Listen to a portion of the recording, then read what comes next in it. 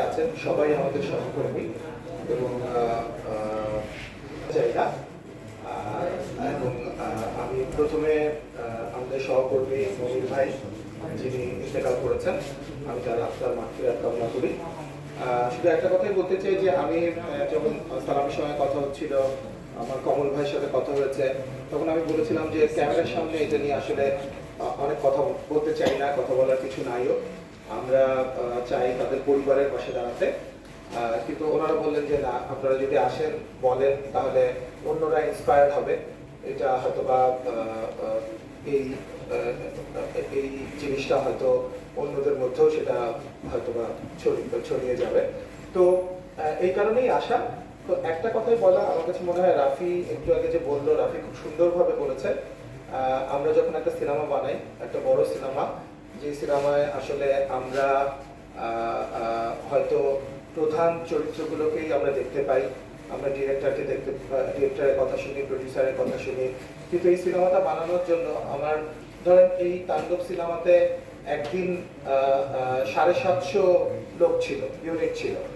তো এবার আমি রাফিকে একটা কথাই বলেছিলাম যে রাফি, আমরা এই সিনেমাটা কি এবার বাংলাদেশে বানাতে পারি কিনা।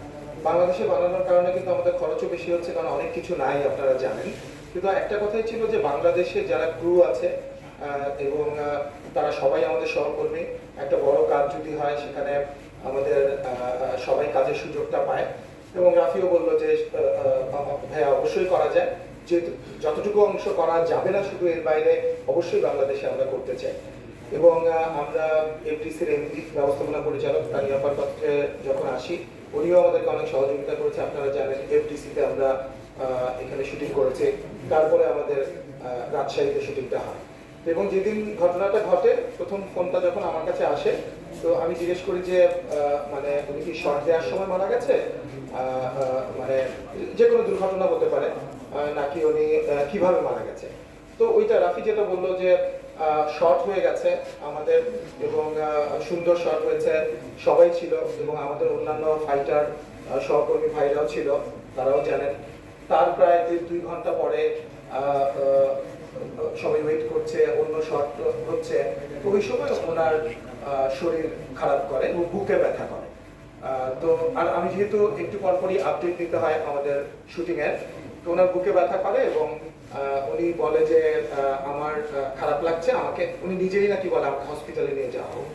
তখন হসপিটালে নিয়ে যাওয়ার সময়, তখনও গাড়িতে যখন ওঠানো হয়, তারপর উনি বলেছেন যে আমার একটু বেশি খারাপ লাগছে বলে উনি নাকি শুয়ে গেছেন। তো তারপর যখন হসপিটালে নিয়ে যাওয়া হয়, তারপর ডক্টররা বলেন যে না, উনি মারা গেছেন হার্ট অ্যাটাকে। তো এটা অবশ্যই খুবই দুঃখজনক যে আমাদের একজন সহকর্মী, এবং ওনার বয়সও অনেক বেশি না,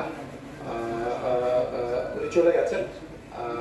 এবং আমি একটা কথা একটু বলতে চাই যে রাফি যে কথাটা বললো, আজকে একটা এই যে কেউ, আমরা যখন কাজ করি একটা বড় ইউনিটে যখন কাজ করি, তখন কিন্তু সবাই একটা চাপ নিয়ে কাজ করে, আমাদের ডিরেক্টররা, ইভেন আমরাও কিন্তু সারাক্ষণ একটা চাপের মধ্যে থাকি, ও অন্যান্য যারা অক্লান্ত পরিশ্রম করে দিনে রাতে। তো যে কোনো, সেটা শুধু ফাইটার শিল্পীরা না, অন্য শিল্পীরা হতে পারে, প্রোডাকশন বয়রা হতে পারে, লাইট ক্রুরা হতে পারে, এবং সব যে অ্যাসোসিয়েশনগুলো আছে, আমি মনে করি যে রাফি যেটা বললো, এটা একটা অবশ্যই সবগুলো অ্যাসোসিয়েশনের দায়িত্ব নেওয়া উচিত, যে একটা প্রভিডেন্ট ফান্ড থাকবে সবার জন্যই, এবং সেটা সংগঠনে একটা টাকা যদি জমা হয়, আমরাও সেটা দিতে রাজি আছি।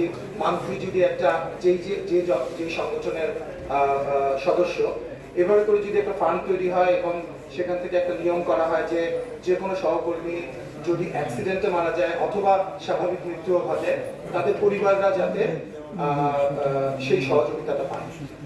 তো এটুকুই। আজকে আপনারা আমাদের সাংবাদিক ভাইরাও এসছেন, আমি একটা কথাই বলতে চাই যে আমরা আস্তে আস্তে যদি আমাদের চলচ্চিত্র ইন্ডাস্ট্রিটাকে আরেকটু স্ট্রাকচার করতে পারি এবং সবাই সবার প্রতি সহমর্মিতা দেখিয়ে আসতে পারি এবং একটা জায়গায় নিয়ে আসতে পারি, তাহলে সবার জন্যই আসলে না। আমি আমাদের সহকর্মী মনির ভাই এবং মনির ভাইয়ের পরিবার, আপনারা দেখেছেন মনির ভাইয়ের 2টা বাচ্চা, আমি নাম জিজ্ঞেস করলাম, একজনের নাম মনিকা, খুবই ফুটফুটে ছোট, একদম মাত্র ক্লাস 3-তে পড়ে, এবং আসিফ পরে ক্লাস 9-এ।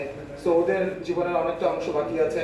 আমি ওদের দাদা এবং ওদের নানা ওনাদেরকেও দেখলাম।